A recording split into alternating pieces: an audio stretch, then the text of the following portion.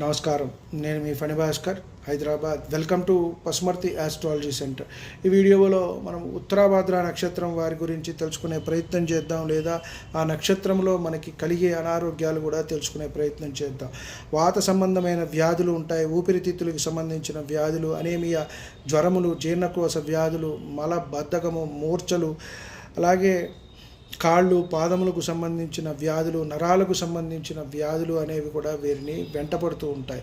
కాబట్టి ముందుగానే వాటిని పరిశీలించుకొని, మన జాతక చక్రం జన్మ జాతకంలో పరిశీలించుకొని వీటికి అనుసంధానం చేసుకుంటూ ఏ మహర్దశ నడుస్తోంది, ఎప్పుడూ కూడా అన్ని లగ్నం నుంచి వ్యయం వరకు ఉంటాయి. కాబట్టి 159 లార్డ్స్ అయితే యోగవంతులు, వారితో ఇబ్బంది లేదు. అలాగే 6, 8, 12 లార్డ్స్ ఇబ్బంది పెడుతూ ఉంటారు.